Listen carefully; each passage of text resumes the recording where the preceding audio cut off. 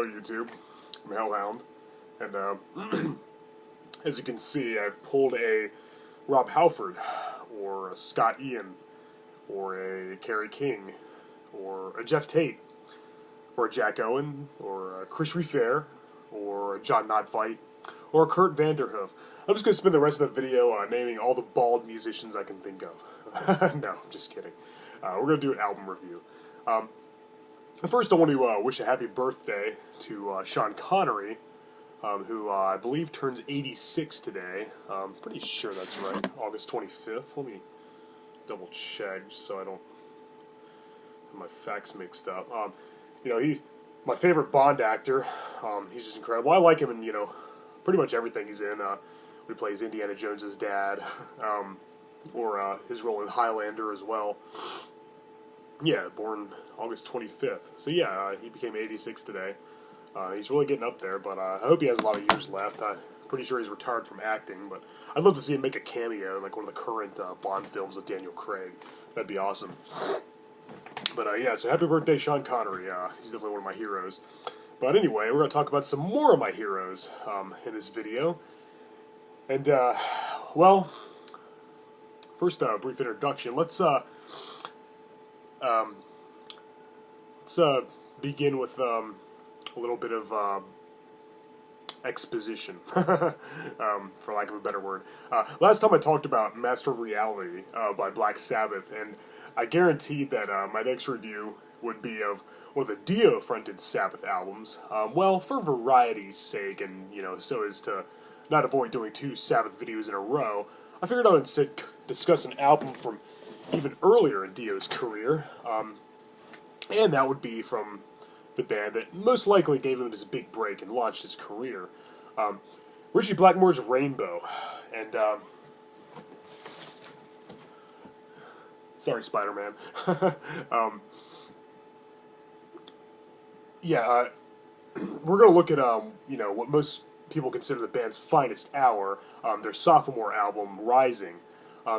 But let's start with some general background. Growing up, I was always a huge fan of classic rock, mainly from the 70s, before I became a metalhead. And Deep Purple was no exception. So I was no stranger to the immaculate guitar talents of Ritchie Blackmore, who is by far one of the most talented axemen of all time, metal or otherwise. And definitely one of my favorite musicians, and a huge influence on my guitar playing as well. And combine that with the stellar skill, with the incredible vocal talents of Ronnie James Dio, which probably needs no introduction, and you have Rainbow.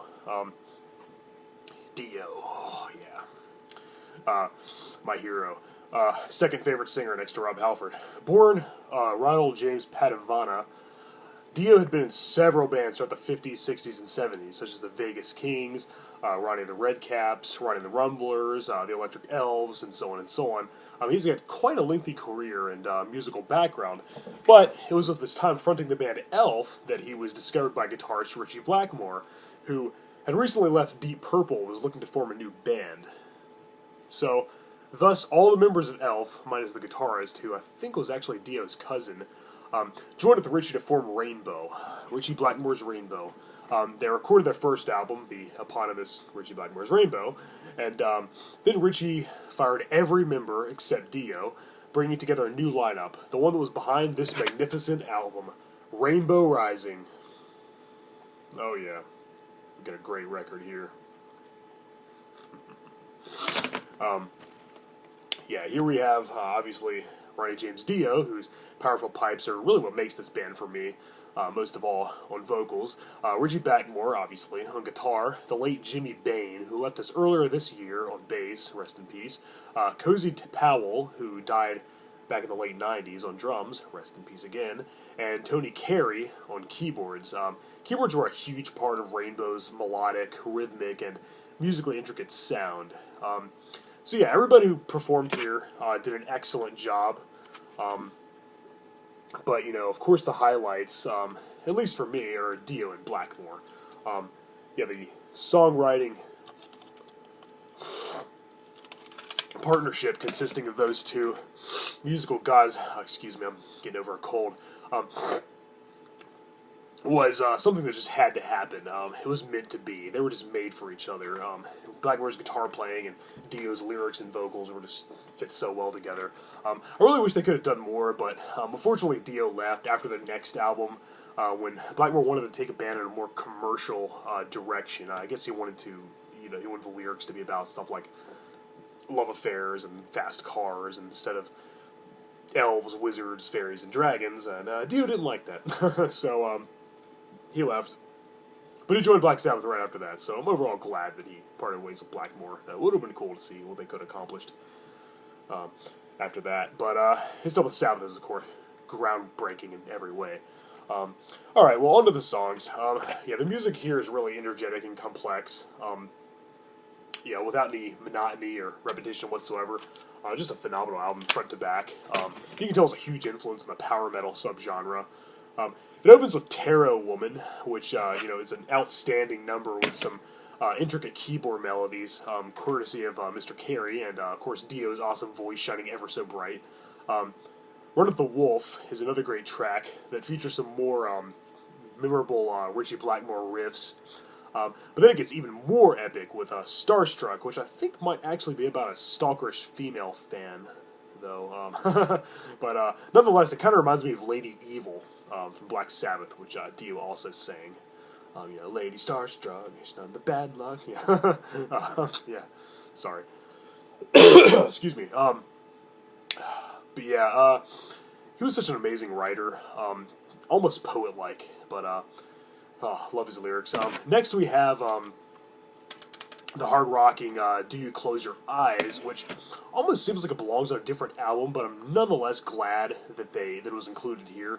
It's a notable departure from the Dungeons and Dragons fare found elsewhere. But this song is, proof that Dio didn't always write about fantasy elements, though he excelled at that. He could write about pretty much anything. He wrote about more serious topics as well, as evident when he, formed his own band, Dio. He really branched out a lot after that as well.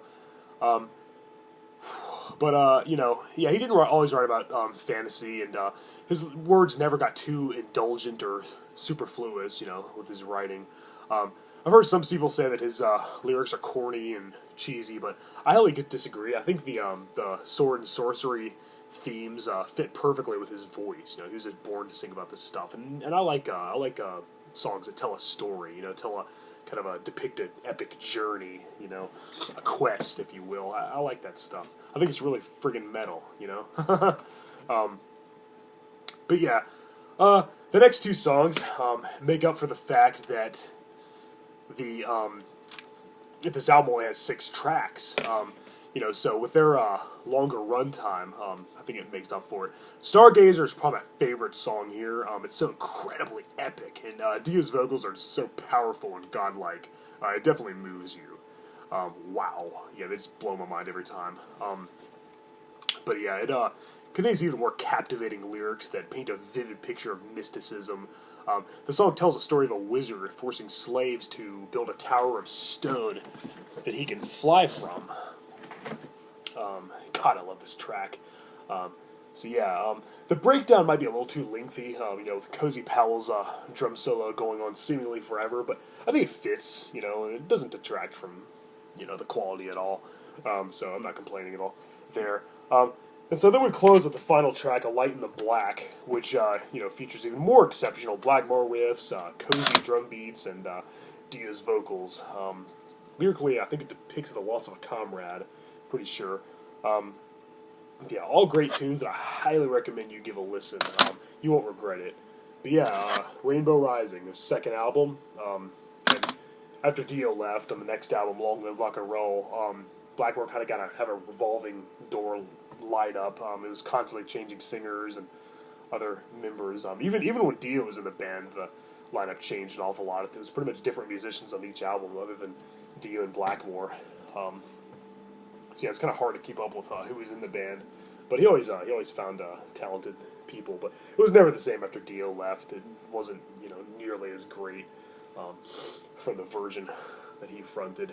But definitely recommend it. give it a listen. You won't be disappointed. Rest in peace, Ronnie. Rest in peace, Cozy. Rest in peace, Jimmy. It really is a shame that most of the musicians, most of the members who played here are no longer with us, especially Dio. He was my idol. He was my second favorite singer next to Halford, but he was, he was just my hero. I always wanted to meet him. I love watching him in interviews. He sounded so intelligent. His views on, like, the way the world is. And, despite his, fantasy-oriented lyrics, I'm talking about slaying dragons and stuff, he was actually a really down-to-earth, very realistic, very genuine guy. And he said he wasn't really a dreamer like you would think. His ideals and beliefs are just amazing. His view on politics and religion, just kind of the way the world is, some controversial issues and other topics. Like, he just had a very good mindset about it all. He had a very good head on his shoulders. He was just so well spoken. I love listening to him talk. He was just a great human being, great musician, very talented, with a career that spans like 5 or 6 decades. Yeah, you'll never run out of Dio, music featuring Dio to listen to. So, but yeah, it's a shame that he's no longer with us. Rest in peace, the man, the myth, the legend. All right, guys, Rainbow Rising. Thank you for watching my show. I'm Hellhound, and until next time, keep it metal.